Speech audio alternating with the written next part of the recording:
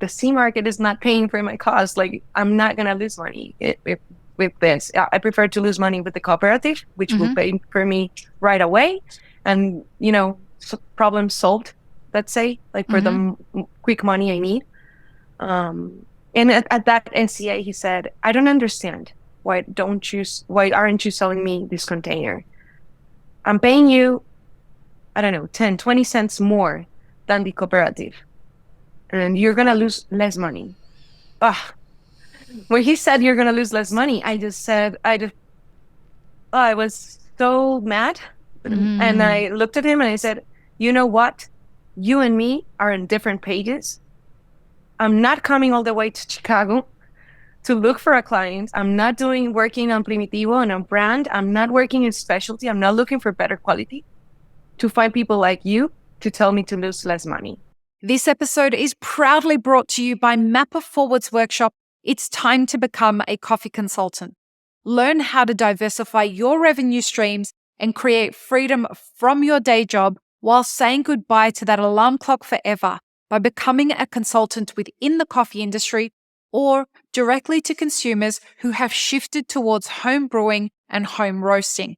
Protect your income from challenging times in the coffee value chain by taking this course today. Go to mapperforward.coffee/workshops or click the link in the show notes for details.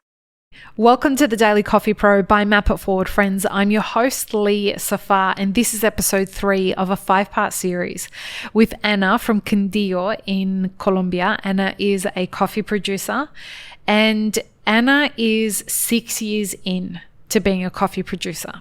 Now, in this series, we're talking about the current situation in coffee from the perspective of the coffee farmer. Specifically, in this episode, we're going to be talking about kind of this moment in time. And this moment in time for the history of our industry really is presenting a new awakening for coffee producers. And I think that is being led by this next generation of producers. I love Gen Z. Gen Z are not the hardest working out there. And I don't say that in a derogatory kind of way. A lot of people say that. They said it about millennials. But the people who were saying it were my generation, the Gen Xers, because we worked very hard, but not always so smart. And what I see in Gen Z is that you guys are more focused on working smarter than harder. And a big part of that is saying no to the things that my generation wasn't courageous enough to say no to. And so this is where I see this beautiful balance happening. There is a transition happening with Gen Z, where you guys are simply saying, no, not going to happen anymore. If you're not prepared to pay for the coffee, you can't have it. Our parents and our grandparents may have been willing to live in debt, but we're tired of subsidizing the coffee industry. And yes. To be clear, folks, if anyone is listening to this thinking, Ana inherited a coffee farm and she's figuring it out as she goes. Just to make it clear, Ana, can you tell people what you are educated in? Oh, I have a business administration degree, and I studied a master's in innovation and business management, and I did another master's in coffee agribusiness. Okay. And that is my point about this next generation of coffee producers. They're food technologists, they have MBAs, they have studied agro-commodities.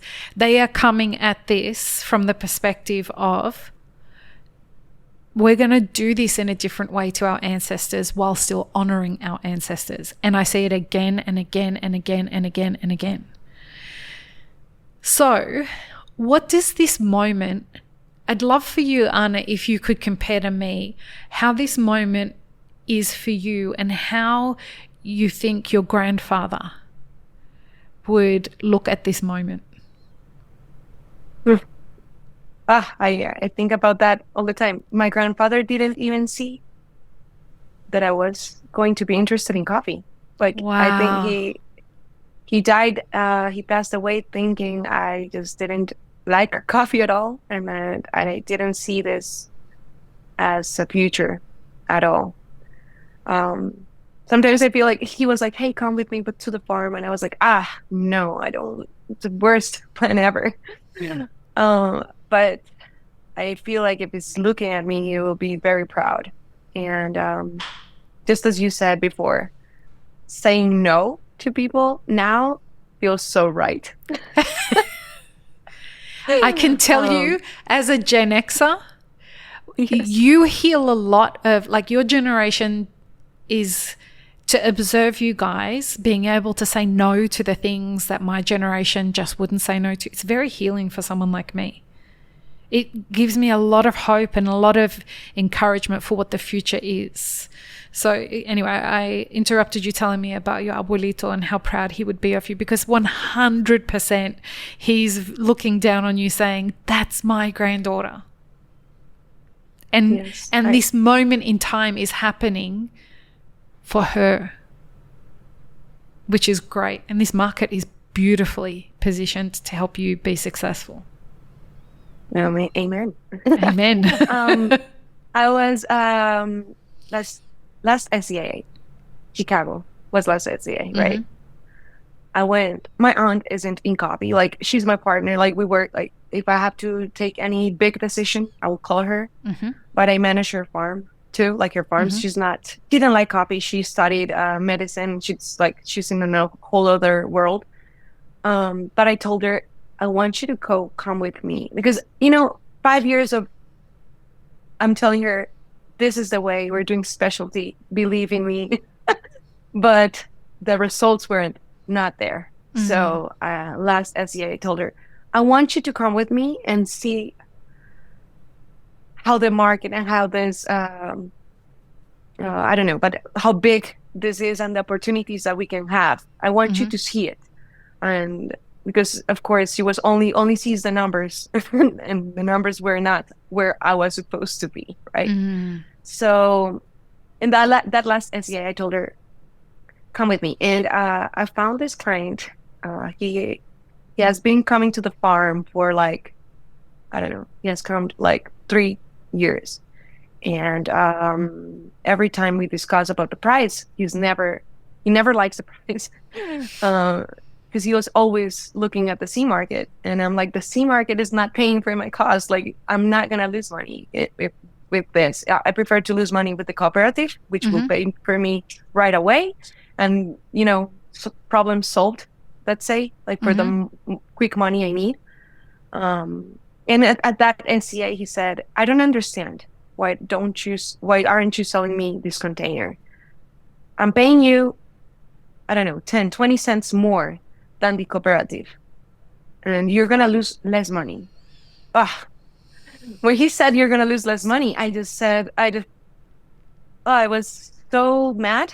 And I looked at him and I said, you know what?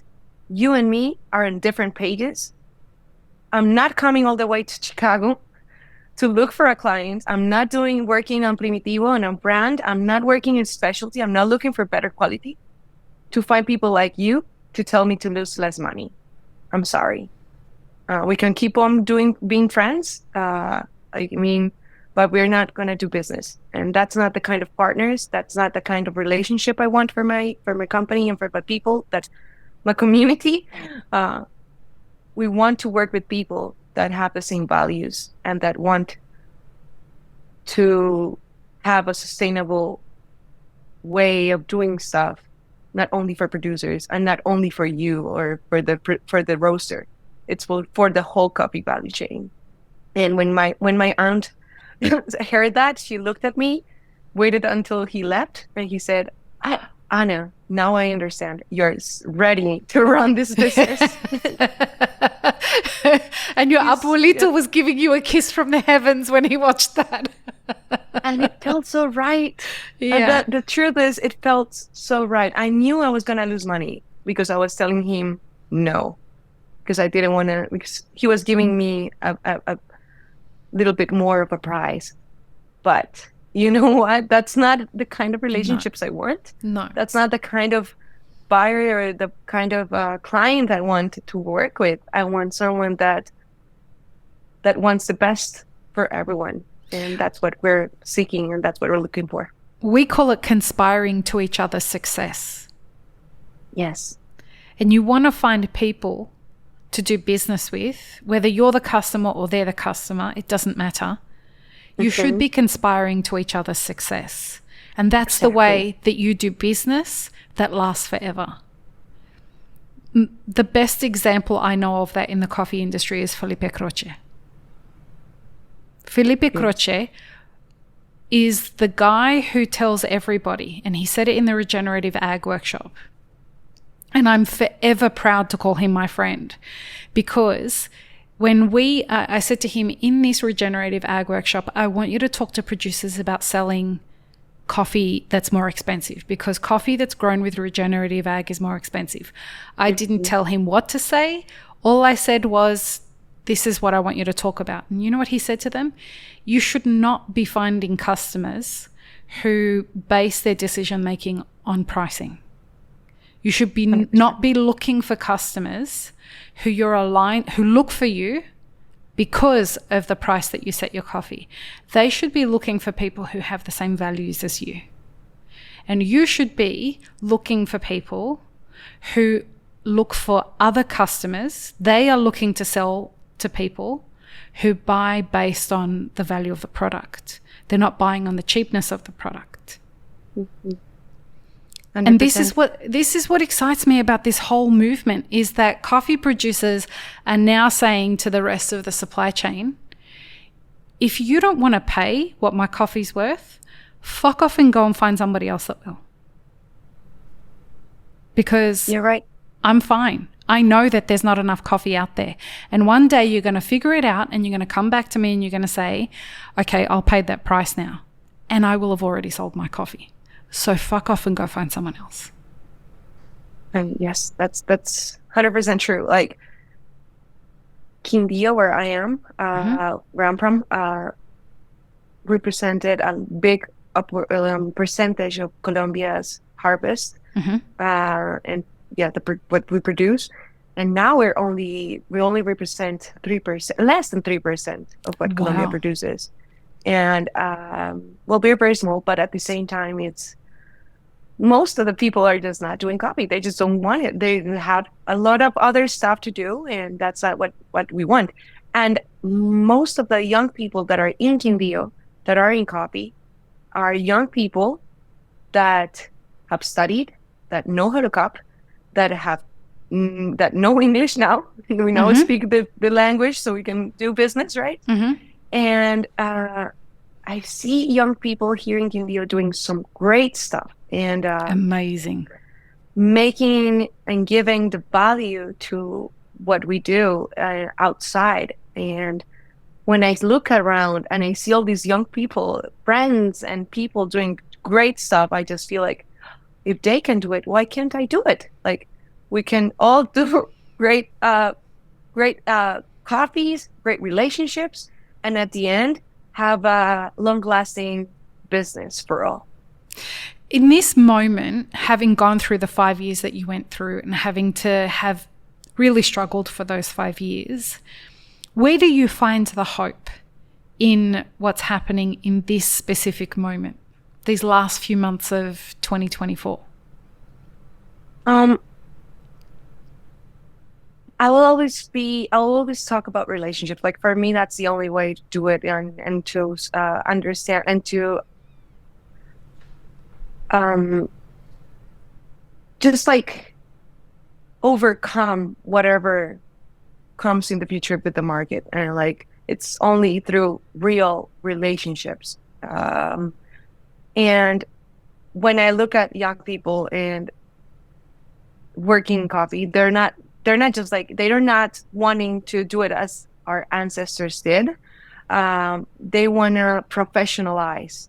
They want to do it better. They want to look at the science, the innovation behind.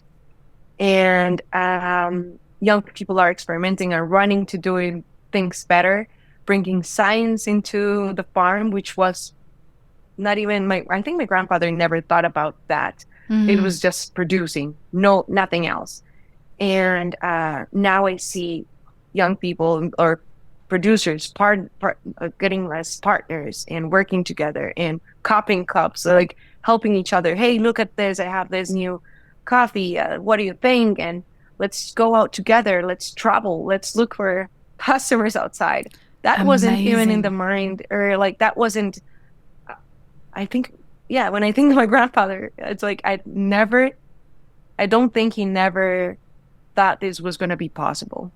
And looking at this just fills me of hope for what's going to be in the future. You did a road trip was it with another producer? She's a friend of mine, and that's when I mean great relationships. Yellow Rooster is an importer in the US. So that's what changed the game completely. This year I started working with different importers that care for our story and care for the producer. And that completely changed everything. First call, Yellow Rooster, they have changed my reality. Shout out to Yellow Rooster. And shout out to Yellow Rooster, yes. And then Berico have changed 100%. Shout out to Belco. Shout out to Belco. Like, as are now, I have now three importers, and that's what we need. It's not easy for us as producers to find those partnerships, but once you find them, the game changes. And Yellow Rooster, for that road trip, he said they are connecting us together with the roaster, and I went with Sarah, which is a very good friend. We are part of IWCA Colombia, and shout out to IWCA too, because that's something that has helped me so much in all my story, the time I've been in coffee.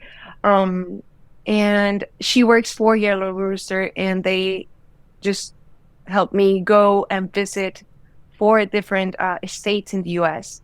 And we did cupping with each roaster, and we had the opportunity to talk to the consumers, to their clients. And it was just amazing. Like, when was that possible before? Like, I don't know, 10 years ago, 20 years ago, to have the producer talking to the consumer at the cafe, at the coffee shop, or having a open cupping moment for everyone, and to understand their story, my story, their needs, my needs. And that just changes the story. Like, because it's not only them getting a paper that says, this is the farm, this is the farmer, this is the altitude of the farm, and that's it. No, this is a way of like connecting, like real connection. Well, and what's really great for coffee producers who might be listening to this and thinking, I want to sell coffee to America, I just don't know how to do that, right? A lot of the time, and I can tell you as someone who's consulted to coffee producers, a lot of the time it just takes the first couple of producers in an area to meet the right people for it to be an opportunity for other people in the area to start building those relationships. Why? Because then Yellow Rooster decides that they want to come and visit your farm. And while they're there, they may as well visit other farms. So they go and make other farm visits, and this is how things get moving. Has that been your experience? Yes. It wasn't easy at the beginning. Like I said, my first client at the SEA was Treehouse, and they were that type of roasters are not easy to find, and that's the right thing. That's reality. I found, like, they called me and they said, we want to work with you. And I said, okay, I'm not even an exporter. So let me look for an exporter that wants to do this work for me. At that time, I couldn't do that. And I was just starting and looking at how to move in specialty. Then we had to look for an importer, and then I said, hey, I need the payment in advance because I need to produce. I need to actually make the coffee happen. And they said, no problem. I mean, that's when I say it's not easy to find. Yeah. And they paid in advance, not only for a coffee that wasn't produced. I mean, I had to produce it, to process it, to give it to an exporter. And they paid in advance. I mean, not 100%, but 50%. Yeah. And then I said, okay, and I will wait for the coffee to get to your warehouse, and then you pay the other 50%. So it was like the gap between each payment was, I don't remember, but at least 3 months or more, 4 months. It was a huge gap. And the first years we were just trying to see, and every year we were like looking for an importer to, it was kind of asking for a favor. Can you please import my coffee? And but this is business, right? That's exactly what business is all about. You've got to go and find partners. Exactly. And at the end, now that we found these different partners that changed the game, which is Yellow Rooster and Belco and Azar now, and are people that are working directly with us. And now I don't have to worry about that. I want to worry only about producing and processing and doing my job as great as I can. And that other business is taking care of them. That it's such a big help and such a big job to do all this logistics. And it took me 5 years to find those partners. It was 5 years of looking, and I don't know, but and you found them on your own, right? Yes. Well, I met them. Go on. So no, I was going to say, I went to every SCA. I went to every big expo in Colombia, and I met them every time. I was like, hey, I'm here. And I was going around with my samples, like, here are my samples. please, taste my coffee. And every time they cup them, it's like, oh, I like this coffee. And then they were like, how much is it? And then, silence. No I don't blame them, like, because I know they get like 300, 400, 500, I don't know how many samples every harvest. And there are so many options. But at the end, I told them, like, hey, already, you have told me like 3 or 4 times that you like my coffee, but you don't buy my coffee. So, when are you going to get my coffee? And then they said, oh, and they think that's when they saw me, like when I went to them and said, like, hey, are you playing with me? Or like, I want to work with you guys. Like, I really like what you guys do. And that's when it started. And then with Belco, it was a different way. When Angel changed the game, like, I went and knocked the door for Belco once, but it was just not. It was aligned. I go very with energies and everything, me but too. When Angel went in, it was just very different, and I think we connected. And you don't have to work with every importer. You don't have to work with every roaster. I feel like you just have to work with those with the right one. With the right one, with the one you vibe with, or with with the person that you feel that you connect. We have the same energy. I don't know if that makes sense, but to this me it year does. just made all the sense, and it finally got here. But it took us 5 years to connect with the right partners. I'm so excited what the next 5 years bring for you. Anyway, we'll talk about that in the coming couple of episodes. But join us in the next episode, folks.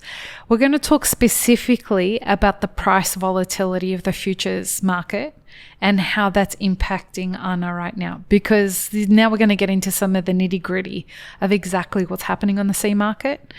And I might give you some of my predictions. Remember, not financial advice. Not financial advice. We'll see you in the next episode. Peace, love, and peanut butter. Have an amazing rest of your day.